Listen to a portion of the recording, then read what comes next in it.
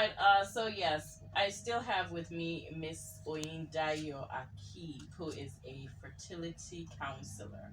Right. And before we went on our break, you were talking about the misconceptions of IVF. Surrounding IVF, Yeah. yes.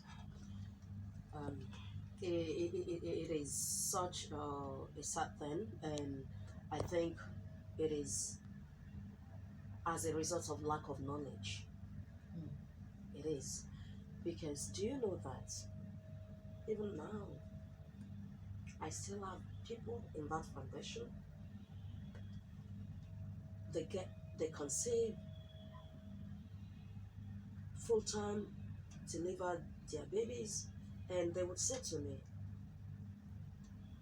"We don't want anybody to know that it's IVF." It's still that big a deal. The first time I heard that, it almost knocked me down. It almost knocked me down. We don't want people to know that. I don't announce for people. Everybody share their own story, their testimony. Unless some people that don't mind me, like, congratulations. You understand? So when the first time I got that, I don't want people to know. If I hit my own, how would you benefit from it? Yeah. I don't want people to know that it is true IVF, and you will see that these are the it is ignorance, it is illiteracy, it is absolute lack of knowledge. Because what why how is IVF babies different from natural baby? What's the difference? IVF babies are conceived outside of the body. Assisted, they call it assisted reproductive technology. That is helped. This person is finding it difficult to be pregnant, and we helped her to be pregnant. Just like experince section that they used to help women deliver. Maybe she's having complication. If they do not do the CS, they do it many times, maybe to save the woman's life, or sometimes to save the baby's life, and sometimes by choice. Some people will just say, look, that side where baby come out from, I don't want it to change for my husband's enjoyment. I want the place to remain intact. So I prefer bring the baby out. So CS is assisted. So if a woman give birth through cesarean section, the baby is different from the one that came through, the natural means that she had naturally. Is it any different? It is just that. It is just that. Someone has been trying to conceive for years and she couldn't. And some marvelous people, some blessed people that by the wisdom of God that are now, living their own calling, that are now fulfilling purpose. They searched and they uncovered what was there, what God, knowledge of God that was there. And they say, because the word of God says in Exodus 23 verse 26 that there shall be no barren. And God in his infinite wisdom knows that there will come a time that some people will need helping for the fulfillment of his word to come to pass. Everything that's every word of God, everything that will be needed to fulfill every word that comes from his mouth, he made it himself. He prepared these things himself. So IVF, IUI, the whole of assisted reproductive technology, because it is not only IVF, is the wisdom of God that some awesome people have harnessed and used. Got to discover and are now using to help people who are finding it difficult to be pregnant. Shebi, for fertilization to happen, they make that fertilization happen outside of the body and transfer the embryo into you. Yes, that is IVF. Maybe I should quickly go through the process of IVF. Yeah, maybe. I think for enlightenment purposes. This is IVF. A woman will be given medication. I'm trying to get the word for that. So she can produce multiple eggs. That is the first thing, through some medication, injection, and things like that. So, and she will be going to the clinic. They'll be doing scan to see how she's, because one of the reason of infertility is non-ovulation, when a woman is not ovulating. So this medication will help the woman to ovulate and produce many eggs. So when they see that, okay, she have matured eggs ready for retrieval, she will go into the clinic, and she will go with her husband. And before then, the husband would have been tested. The sperm analysis would have been taken to know that we won't do it to one point now. We will now have issue. So that if there is issue with our semen analysis, they would have corrected it. Even now, men, please, don't be draggy in going for investigation. It is so easy now. There is something they call ICSI. Even if it is one sperm that is in your semen, they will pick it out. But if you don't give yourself up for investigation, they don't know. So the woman will go for retrieval. They will retrieve the egg. It is just, you know, it's no surgery. It's something they just do on the doctor's table. They take out the eggs from her and put that in a petri dish. Put it in the incubator. After like an hour, they get, you know, the man, the husband, now produce semen. Many fertility clinic would like that to be done in their, you know, in their clinic. Okay. They will give couples room, just give us sperm. So the sperm, they add this the semen to the eggs that were retrieved. Okay. So that fertilization will take place, and from that point, the mixture goes to the embryologist. The embryologist now will, start monitoring how many eggs are going to be fertilized. You understand? By evening of that day, after some hours, they would have, okay, maybe 5, maybe more than 5. You understand? So they would leave that in the incubator. At this point, even natural pregnancy at this point has not been confirmed. Natural pregnancy is not established until implantation take place. Right. When conception happen, when the man, the woman, when they come together, and the sperm of the man and the egg of the woman meet in the fallopian womb, pregnancy, fertilization has happened, but pregnancy has not been established. Right. So it is this same thing. It has happened in the incubator, but it has not been established, just the same way with natural pregnancy. So after 5 days, like it might be 3, it can be 5, and the same time it will take for the embryo, fertilized embryo in a natural pregnancy, to travel from the womb to go into the uterus, to go and implant and start development in the woman's womb. So at that same time, 3-5 days, that they will do the transfer and transfer the embryo into the woman's uterus. You know that natural pregnancy too, it has not been confirmed. The woman said never know that she's pregnant. It is not up to that time that all this thing is happening, it is not even time for her to miss a period. So she it is the same step.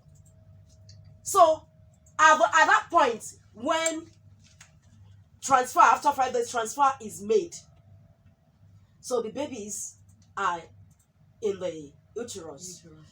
If implantation take place, implantation is the baby now will now find a place and burrow into and attach the embryo, will find a place, attach itself into the uterus of the woman.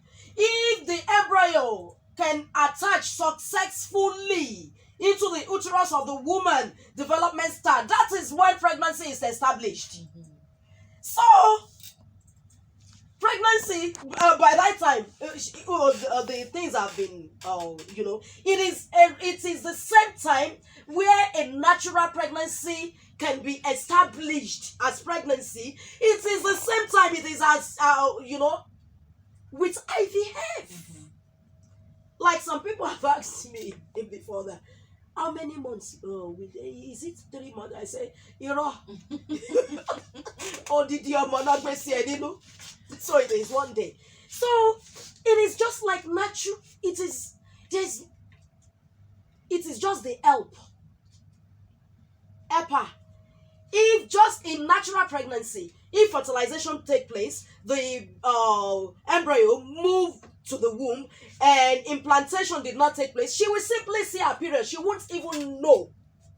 And it has been the issue with many people that are pregnant, many people that are trying to conceive. Fertilization actually take place, but implantation did not take place. Right. So they won't even know. So natural pregnancy, implantation did not take, you won't even know. It will just get to the day of your period and you will see your period, but something actually happened. You don't know. It is the same thing. When implantation, when they now transfer the baby into the uterus and implantation take place, that is after some days the woman go for testing. You understand? And they find out that she's pregnant. So it is the same thing. The only thing there is helped, just like CS. Right. There was something you spoke about, and you've been saying it repeatedly about how men also need to volunteer themselves up for testing and for investigation. Now, this is a peculiar scenario that I want to point out to you that has happened to someone. Okay. Being the second wife, or the second wife, in the sense that he was married before and then divorced and then got married to her, and then having children was a problem, right? And so it never occurred to anyone to ask him to go for testing because he had children from his first marriage. And so it's like, I already have children, so the problem can't be from me, or it can't be from me, it has to be your problem. And this went on and on and on and on until I think it was her uncle or so that insisted that, for what it is worth, I'm a man, I'm talking to you man to man, for what it is worth, just take the test. And they found out that the problem was actually from him. And of course that those children were not his. Those children were not even his. So it actually opened a whole lot of, they really went down a rabbit hole with that. But there are so many situations like that. Maybe the first wife noted that this man cannot. Let me help him. Yeah, she probably, maybe before she got married, she probably got pregnant before, so she knew pregnancy or conceiving wasn't an issue for her, and she knew that the problem was just this man. But maybe based on what she has seen of his behavior, talking to him would be a no-go. So let me assist him, right? Not knowing that it would one day. So how do you handle things like that? Because I think for their lack of willingness to be tested to find out the problem, they actually get hoodwinked a lot. And I'm talking about men. Yes. We are still going to continue to play with the men, and I just thank God that a lot of men are beginning to realize that no, this thing is not a one-way thing. It has to be couple. It has to be both of them. Right. Have to give them several, because we have a lot of issues like this one, and we have other issues that the man initially in his first marriage was actually fertile, and at some point he became infertile, and because he was fertile, he had fathered children that are his before then. He believed that no, it couldn't be from him. Right. Like many infertility issue that got to do with the man has one or two things to do with his semen. And for a man that had fathered a child before, I'm saying this so that if there are such people, you can't say because you fathered a child before and you now marry a woman, she has not, you are trying to conceive with that woman, and the because you have fathered a child before, you will not put yourself up for investigation. It is wrong. And many reasons for this sperm, their semen issue has to do some with lifestyle, some with infection. Okay. So going on in life is something could have happened. A person can be okay today, and by the next month is not testing okay again. Infection and infertility don't go hand in hand, and many semen issue for men has something to do with infection. And when I say infection, I want us to understand this very well, because this infection thing said don't scatter many home. It is not every infection that is a sexually transmitted disease. Like I've had, I have some people in my foundation, couples that were going through this E. coli infection. Right. It was a serious one, and they said for years they've been treating E. coli. And what is E. coli? And it wasn't maybe I was faithful, and it was, E.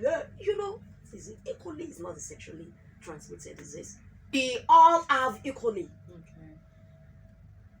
in the back hole. E. coli lives there. If you do testing of the human feces, you will find E. coli there. So sometimes the way we wipe, sometimes we bring it forward. And infection is a reason for many infertility in men, and even fallopian tube blockage in women. And sometimes too for the men, any man that is still trying to conceive should not be putting all those tights on again, because boxer, make it free. And when you are sleeping in the night, leave the place open, make it free, let it breathe. The place likes that. All those kind of little things too can affect. You can be fertile years ago and you don't destroy the thing. Putting phone in the belt, putting phone at the pocket, you destroy that thing because the radiations from the gadgets and all of that. And anything eats out bats, dipping yourself sound and not be for man wasting the fine picking. So just put yourself, you don't know what could have happened. Lives of drinks and some other things like that. You understand? So my advice will be that just put yourself, at any point, put yourself for testing together. Right. Well, I hope you have listened to all of this. So before we go, because we have just quite a few minutes left, your organization, do you cater to instances or situations whereby a woman comes to you in confidence, she doesn't want her husband to know or his family to know, she's just trying to see what she can do on her own, How do you handle situations like that? Because remember, you said you also need the investigation from the man. So I know, maybe in your course of work, you might have to try and speak with her, to try and reason with her to involve her husband. But I have seen some in laws and their behaviors. And honestly, the fear of the wife, especially when she's young and, still impressionable and all of that, she can't really hold her own ground. They are the ones that usually like to do these things in secret.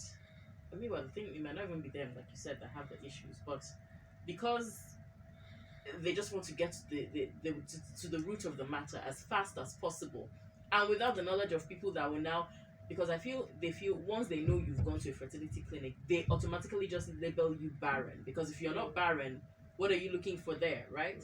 So you have issues where young girls come and they're trying to hide, and then they need the support of their families. How do you convince them that, look, this is, at the end of the day, you might need to involve your families? It is something really that should be done between couples. Right. Don't even involve family. Just you and Yeah, just you and your husband. It's not when the pregnancy comes, it will announce itself. I don't even advise them to make it open to family or everybody that. right. But if a woman come like that and she doesn't want the husband to know that she has started fertility testing, it will depend on the reason for infertility. Maybe a woman that will come like that is sure that she is the reason she is the Okay. and there are some few things that could be done, like some medication can be given to her. Maybe she's not ovulating, for her to ovulate. Maybe she have some hormonal issue, it will be corrected, and she can even be given medication for her to be very fertile, and told that, okay, you just make sure that you have sex with your husband in this particular day, and the husband might not know. That is if the issue do not involve the husband. Right. So that is possible. All right. Well, it has been such a great honor to have you here. I've had with me Miss Oyindayo Akib, who is a fertility counselor who... No, say it. Go on, say it. Yes, the mother of million babies. Yes, it is your due. It's actually your due to say it.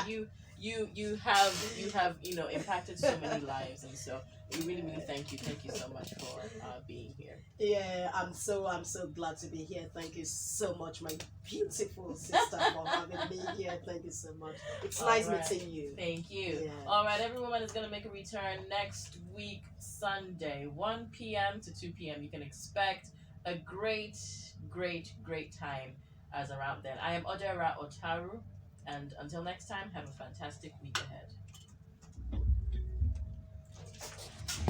Thank you so much.